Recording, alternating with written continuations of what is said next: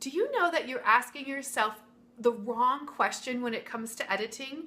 In other words, in order to move from fear around getting rid of things and straight into that confidence place, that place where you know that that item is, you're done with it and you're moving on and you're not looking back, the difference between confidence and fear around getting rid of items, it's really about asking the right question.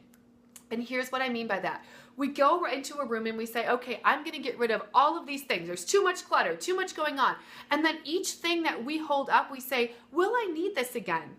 We're evaluating each item. Will I need this again? Will I regret it?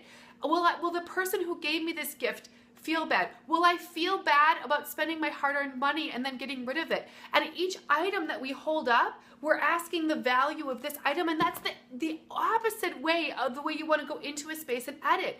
Here's what you want to do. This is so amazing and profound, and it will give you confidence. You're going to sit down with a piece of paper and a pen, or if you want to get super amazingly cool, a blank 3x5 card, because we all know that blank 3x5 cards are my favorite things in the whole world. What you want to do is sit down and ask yourself, what do I want from this space? What do I want from my kitchen? What do I want from my kids in their toy room? What do I want from my home office? And ask yourself what goals you have around that. And then once you have that bigger vision, that focus for that space or that room, it will become crystal clear to you what items belong in there and what items you are ready to let go of. Now, each item is not being held up against this standard. You have a set of focuses for the room. And I'm going to show you how that plays out for me today with an example. I'm going to be editing out children's literature in our home today. Now, I am a children's literature junkie like you do not understand. I love children's books. But here's the problem. Right now in our home, the books are scattered throughout the house. They aren't put away in a system. And in my bookshelf that I have, which is I consider prime real estate because my kids can reach it easily and it's out and open and clear, the majority of the books in there are age inappropriate.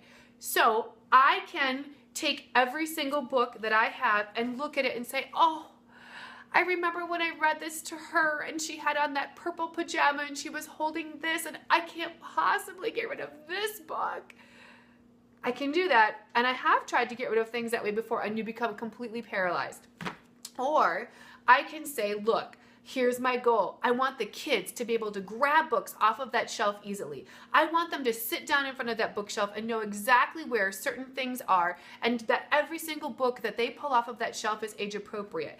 Now, when I do that, all of a sudden, I realize, now look, as much as I love children's board books, I can't physically keep this many. It's not realistic that my children are going to pass on 200 board books to their kids, and then I'm going to keep all of these books for the next 30 years. What about if I just pick my very most favorite 5 for each child?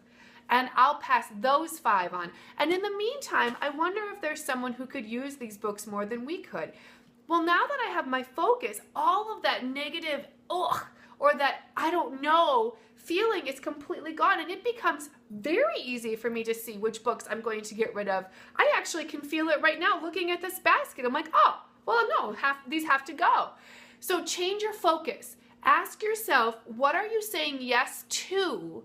Get that really clear up in front of you and use that as the parameter for keeping things, and you will find clarity and confidence like you have never had in editing before. I promise. I will talk to you soon. Bye.